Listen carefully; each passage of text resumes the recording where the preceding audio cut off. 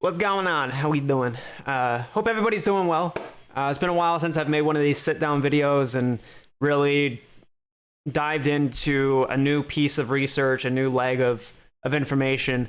I've had a lot of interesting findings lately that really have only been presented on stream, so I'm gonna sit down and try to kind of sift through all this. I took a different approach to how the cycle theory works. I came across this neat little finding of how the volume between each cycle is nearly identical, with the difference just being the approximate float. So this is showing just shy of like 420 million. The float of AMC is just shy of 500 million. So odd little caveat, but nonetheless, if we set up our chronological constraints as the expirations of the VIX futures, which is what I believe this is all being pivoted around price-wise, you see that it comes out to, we have 12.2 billion over here and 12.6 billion over here in volume. Super, super, super odd. But I believe that where we have to set the timing of pivotal points, where everything begins to literally cycle within and around itself, is between each of these quarterly intervals of the quarters of the VIX expiration. So all the purple lines right here, the 1, 2, and 3, these are the quarterly VIX expirations, and then the green lines are the quarters of that, and that's where you see the majority of pivotal movements take place. And then if you dive in even further, you can see exactly how, for instance, right here, it looks like that of right here. And then this movement right here looks like this, but as only half of itself, and blah, blah, blah, blah, blah, blah, blah. The takeaway, however, is that after each of these movements, which I didn't even go back and highlight this one, but back when all this first started, you have the same bull flag-esque look across each of these. Central moving component, which I believe is the VIX.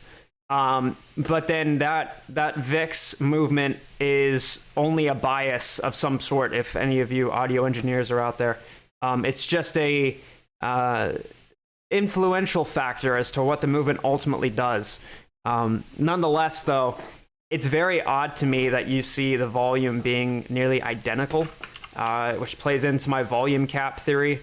If you also look at the Wyckofian volume indicator, excuse all of the shit that is on my screen, you can see exactly how this looks the exact same as the previous run-ups.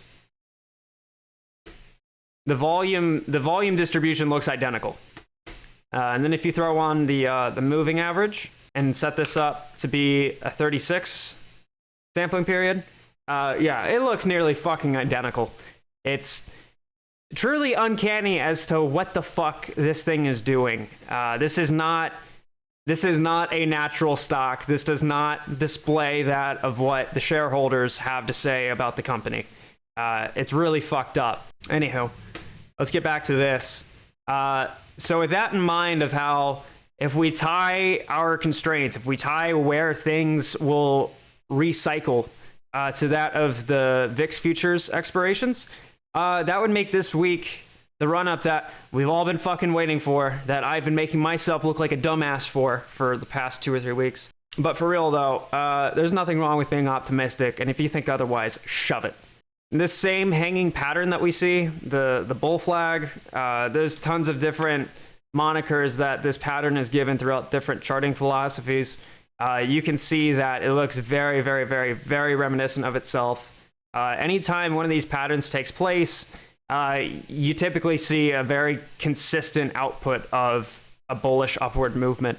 I guess the takeaway here is that they may not look identical, but we can surely say that they look very reminiscent of each other, especially the movements that you see from just this shape in general looks very reminiscent of what has already occurred.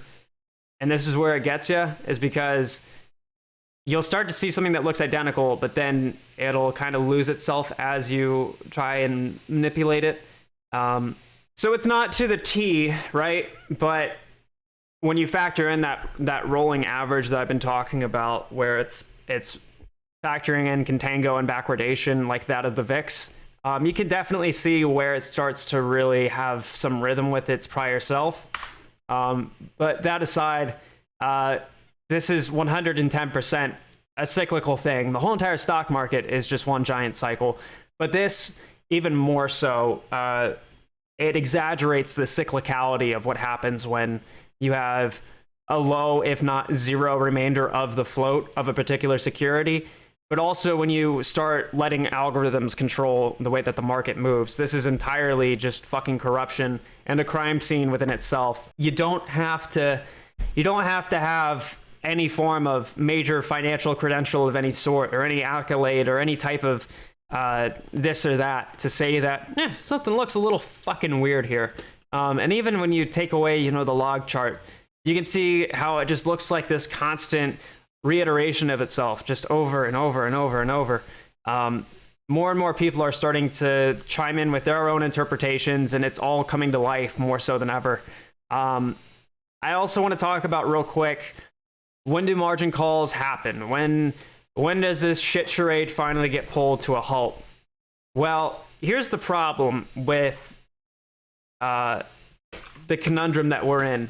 This is going to be a very loose explanation, so pardon my lack of formalities when I go ahead and pull this up. So here's the conundrum. Okay, you have what's called the Depository Trust Clearing Corporation. You have other subsidiaries of that. You have the National Securities Clearing Corporation, the NSCC. You have the OCC, the Options Clearing Corporation. There's all these clearing corporations. It's all just a bunch of Wall Street financial jargon that is intentionally nomenclatured, if that's a word. It is now, to be extremely ambiguous and confusing, and it's supposed to sound like a bunch of these giant acronyms that are so official that people like you and me shouldn't have any right to talk about them, which is not the fucking case.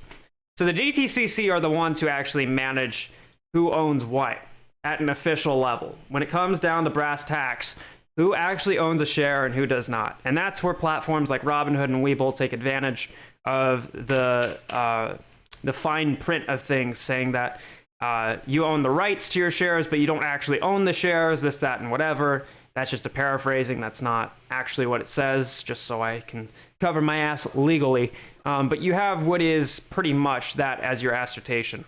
Now, the DTCC is where shares circulate. So you have a share of AMC here, and it belongs to this person right here, right? You have a share of GME, right? You get the point.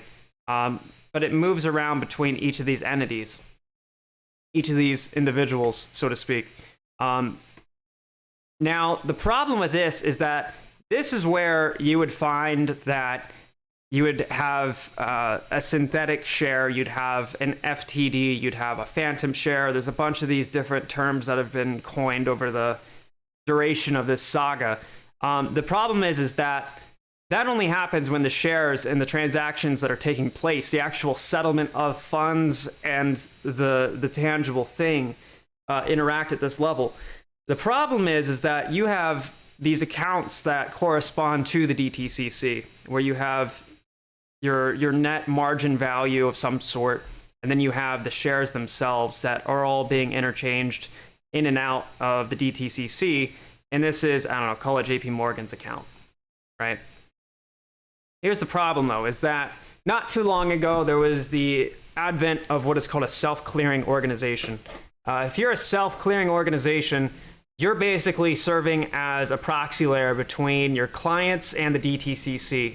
You yourself are the ones who are keeping track of the FTDs and the naked shorts and the thises and that's, all while trying to maintain some level of margin or some level of equilibrium with that and that of your DTCC account.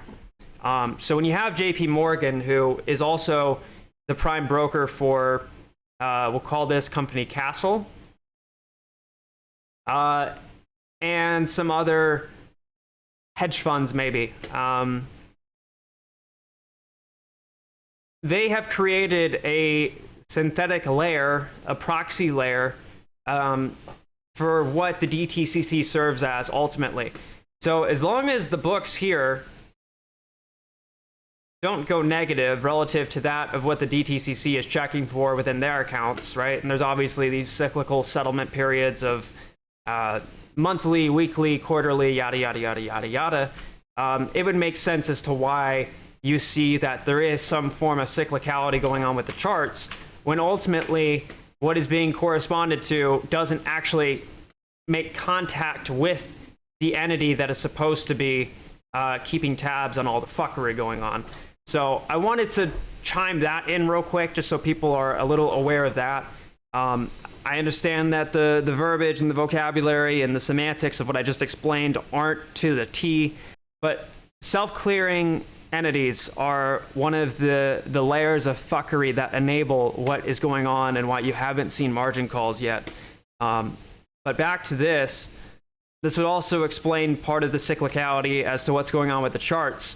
So long as everybody under JP Morgan is keeping relative orderliness such that JP's accounts don't show shit, then they can get away and keep kicking the can. Here's the problem, though, is JP Morgan and friends also have a little connection with one of the Taco Bell menu items, Evergrande. I call them Evergrande. And the Taco Bell thing was a little inside joke with some of the OG viewers in the community here. Evergrande is shitting itself at the moment, and that's kind of a problem because it's going doo-doo. With Evergrande shitting itself, you have to understand that JP Morgan and people like Charles Schwab and people like Credit Suisse and all these other people are all contangled and entangled and with the rest of the financial community of the world. Because Evergrande is shitting themselves, the balance sheets that JP Morgan, Charles Schwab, and Credit Suisse and all those other people correspond to at the DTCC will be affected by this. Even though this is in China, all these other guys have their hands in that shitty pot. So it wouldn't surprise me if we start to see the expedition of margin calls, given that the balance sheets that these entities are ultimately trying to keep at relative orderliness, such that when it reflects the DTCC at whatever interval, if these guys are shitting themselves, and you have JP Morgan and friends who are also a part of this shitting of self, then it would eventually coalesce, cascade, ripple into that of the DTCC checks. So whether that is a net account balance, a net this, a net that, I think it's really going to expedite the margin call situation. So I'm going to make another video that really taps into that later on. But nonetheless, I'm fucking optimistic as fuck, per usual. But now more than ever, once again, because of the fact that we're going into another cycle, Evergrande is shitting itself, and I love it when you shit-eating motherfuckers try to shit on me for being a little optimistic. Up yours. Shove it. I'll see you guys in the next one.